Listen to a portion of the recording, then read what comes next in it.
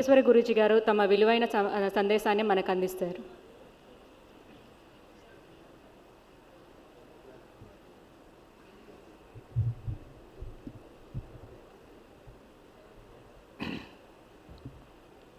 ఈ రోజున hemophilia society, popularly I think it's known as thalassemia అని అంటారు, అది కాదేమో బహుశా. నాకు ఈ టెక్నికల్ నాలెడ్జ్ బాగా తక్కువగా ఉంది, క్షమించండి. నిన్న డాక్టర్ గారు ఫోన్ చేసి జనరల్గా ఏదన్నా ఒక రుగ్మత వచ్చినప్పుడు మొట్టమొదట కలిగేది ఆందోళన, భయం. చిన్న తలనొప్పి వచ్చినా మొత్తం మనసంతా కూడా ఆ తలనొప్పి మీదే ఉంటుంది, వేరే పని చేయటానికి సహించదు. కానీ మనస్సుని ఆ తలనొప్పి మీద వైపు వెళ్లకుండా ఇంకొక వైపు, అంటే focusing on the opposite side, గుర్తుంచుకోండి. సమస్య మీద మనస్సు పెట్టినంతసేపు పరిష్కారం లభించదు, కానీ సమస్య నుంచి పక్కకు వెళ్ళడం ఎలాగా అనేది నేను ఒక 10 నిమిషాల్లో మాత్రమే ముగిస్తాను. నేను ఆరంభింపరు నీచమానవుల్ విఘ్నాయాస సంత్రస్తులై, ఆరంభించి పరిత్యజింతుర్ విఘ్నాయత్తులై మధ్యముల్. అంటే చాలామంది మంచి పనిని ప్రారంభించరు. వాళ్ళని కవి ఏమన్నాడంటే నీచ మానవులు అన్నాడు. ఆరంభించి పరిత్యజింతుర్ విఘ్నాయత్తులై మధ్యముల్. కొంతమంది ప్రారంభిస్తారు, కొంత కృషి చేస్తారు, కానీ ఏ విఘ్నం వచ్చినా, ఏ ఆటంకం వచ్చినా దాన్ని వదిలేస్తారు. సో వీళ్ళిద్దరి గురించి కాదు ఇవాళ మనం మాట్లాడుకోవాల్సింది. ధీరుల్ విఘ్న నిహన్యమానులగుచున్ ధృత్యున్నతోత్సాహులై. సో ధీరుల గురించే మాట్లాడుకుంటున్నాం ఇప్పుడు. డాక్టర్ గారు చెప్పినట్లుగా ప్రతి మంచి కార్యక్రమానికి ఒక వ్యక్తి ఆరంభించినప్పుడు దానికి అనేకమైన ఆటంకాలు వస్తాయి. ఆఖరికి పుట్టిన బిడ్డ 1 సంవత్సరం వచ్చే వరకు అనేకమైన చిన్న చిన్న సమస్యలు ఎదుర్కొంటాడని ఇక్కడున్న తల్లులందరికీ తెలుసు. కానీ ఆ తల్లి తనకు తెలిసిన జ్ఞానమే కాకుండా తన తల్లి యొక్క జ్ఞానాన్ని, ఇంకా అవసరమైతే వాళ్ళ అమ్మమ్మ గారి జ్ఞానాన్ని కూడా సహాయం తీసుకొని ఆ ఆటంకాలను ఎదుర్కొంటుంది. అలాగే చిన్న మొక్కగా ఉన్నప్పుడు చిన్న చిన్న గాలి వచ్చినా ఆ మొక్క వంగిపోతుంది. ఇంకొంచెం గాలి దుమారం వస్తే ఆ మొక్కలు కూకటి వేళ్లతో కూడా బయటకు వచ్చేస్తుంటాయి.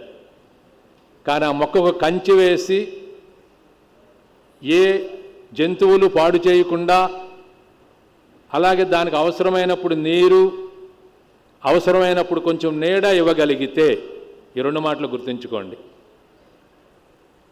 దీనికే ఒక చిన్న పాట కూడా చెప్తూ ఉంటారు.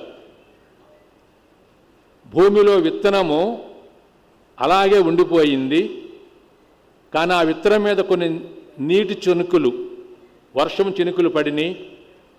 తర్వాత సూర్యోదయం అయింది. ఆ నీరు, సూర్యరశ్మి ఎప్పుడైతే లభించినాయో జాగ్రత్తగా అర్థం చేసుకోండి. వెంటనే ఆ నిద్రపోయిన విత్తనం భూమిని చీల్చుకొని బయటికి రాగలిగింది. అంటే ప్రతిదానికి కూడా కొంత నీరు కావాలి, సూర్యరశ్మి కావాలి, గాలి కావాలి.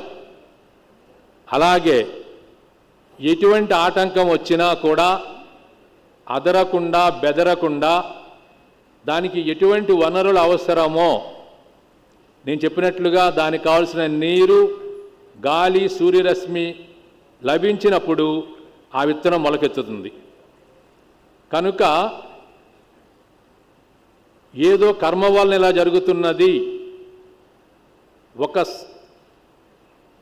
సమస్యకి ఒక కారణం మాత్రమే చూడటం చాలామందికి అలవాటు.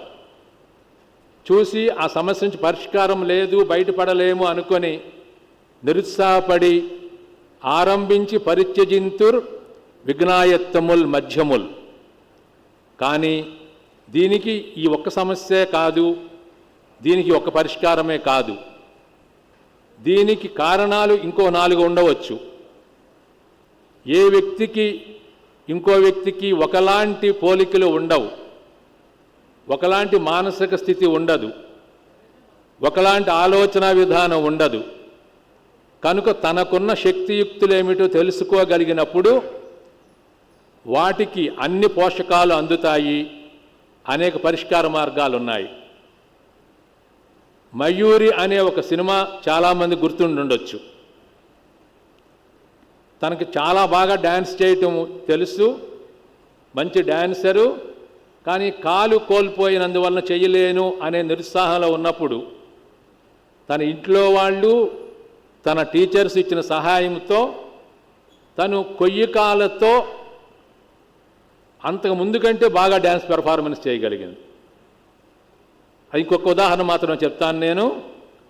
చాలామందికి తెలుసు, ఆయన నడవడానికి వీలు లేదు, మాట స్పష్టంగా వచ్చేది కాదు, చేతులు కూడా. అయ్యా ఎవరండి? స్టీవ్ ఆయన పేరు చెప్పండి గట్టిగా. వండర్ఫుల్. ఎందుకని? ఆయన ప్రపంచ గొప్ప శాస్త్రజ్ఞుడిగా గుర్తింపు పొందాడు ఆయన. So if there is a will, there is a way. మనసుంటే మార్గం ఉందంటారు, కానీ విల్ అంటే మనసు ఒక్కటే కాదు. విల్ పవర్ అంటే మానసిక శక్తి. నేను బహుశా గత 45 సంవత్సరాలుగా ఈ మానసిక శక్తిని ఎలా పెంచుకోవచ్చు, మామూలుగా అందరిలాగానే 2 కాళ్ళు, 2 చేతులు, 2 చెవులు ఉంటాయి, కానీ కొంతమంది గొప్ప శాస్త్రజ్ఞులు అవుతున్నారు, కొంతమంది గొప్ప కళాకారులు అవుతున్నారు, చాలామంది సాహిత్యవేత్తలు అవుతున్నారు. ఇటీవలే వచ్చిన ఒక పాట బహుశా నాగేశ్వరరావు వినిపిస్తారని అనుకుంటున్నాను. తర్వాత ఆయన శిలా నీవే, శిల్పము నీవే. కనుక నీ లోపల ఉండే శక్తిని బయటికి తీయగలిగితే దేన్ని అయినా కూడా అధిగమించవచ్చు. దానికే ఆరంభించి పరిత్యజింతురు విఘ్నాయత్తములైతే ధీరుల్, అదే విల్ పవర్ అంటే. ధీరత్వము, అందరూ ధీరులు కాదు. ఒక యుద్ధంలో 1000 మంది సైనికులను ఓడించవచ్చు, కానీ తన మానసిక శక్తిని పూర్తిగా వినియోగించుకోవటం అనేది దానికంటే కష్టము. నేను ఒక చివరిలో మీ అందరితోనూ ఒక చిన్న ఎక్సర్సైజ్, 1 నిమిషం పాటు మాత్రమే చేయగలుగుతారా? చిన్న ఎక్సర్సైజ్.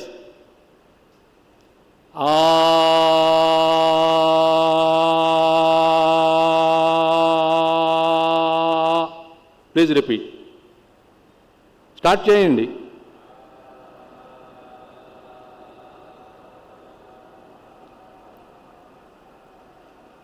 %20 కూడా పాల్గొలేదు. ఎందుకని అంటే ఈ రోజున భారతీయ ఋషులు ఆ ఊ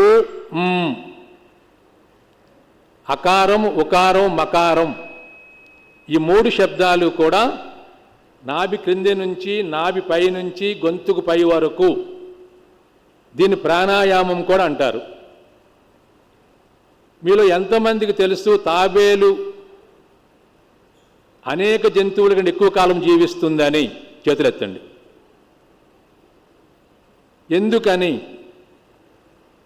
కుక్క ఎలా శ్వాస తీసుకుంటుంది, గుర్రం ఎలా శ్వాస తీసుకుంటుంది, తాబేలు ఎలా శ్వాస తీసుకుంటుంది తెలిస్తే దాన్ని ఆచరించగలిగితే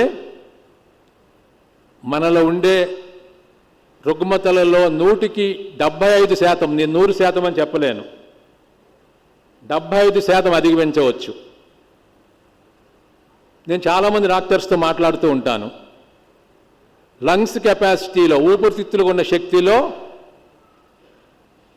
50% ఉపయోగించుకుంటున్న వాళ్ళు తక్కువ.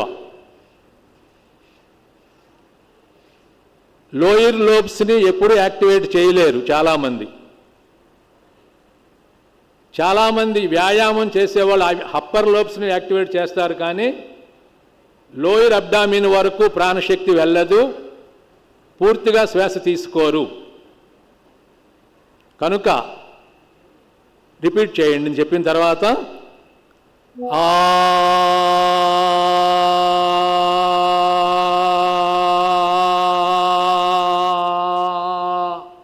ప్లీజ్ చేయండి.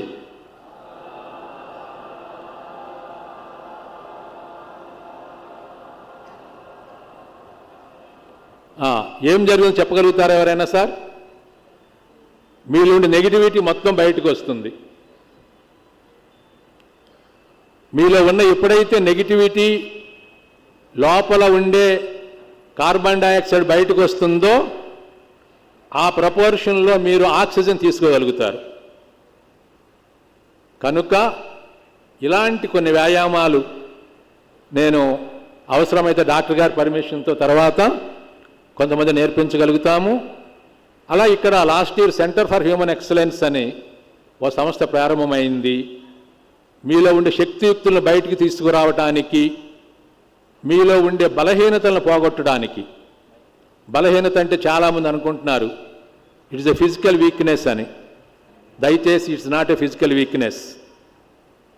మళ్ళీ చెప్తున్నాను, మీలో ఉన్న మానసిక శక్తిని పెంచుకున్నట్లయితే మీరు ఎటువంటి శారీరక బలహీనతనైనా పోగొట్టుకోగలుగుతారని చెప్పేసి చెబుతూ మీకు ఒక పాట గుర్తు చేసి నేను ముగిస్తాను.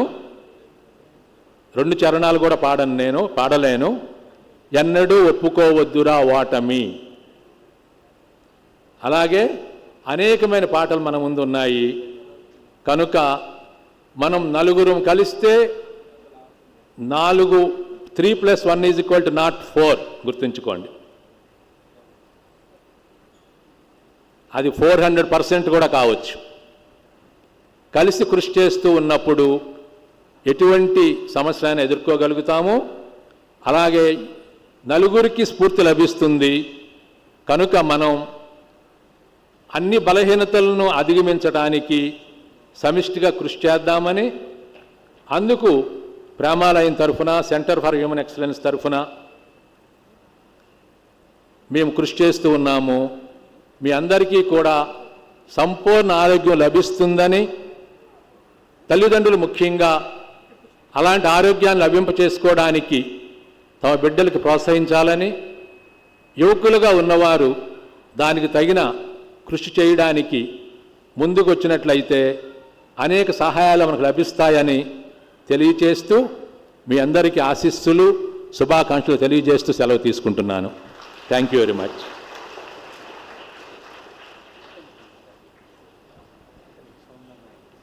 ధన్యవాదాలు గురువుగారు. మీ సూచనలను మా జీవితాలను పాటిస్తూ మనోస్థైర్యంతో ముందుకు సాగడానికి ప్రయత్నిస్తాం. ధన్యవాదాలు. ఇప్పుడే విచ్చేసిన మన గౌరవ అతిథులు డాక్టర్ ఐఎస్ చైతన్య కుమార్ గారు,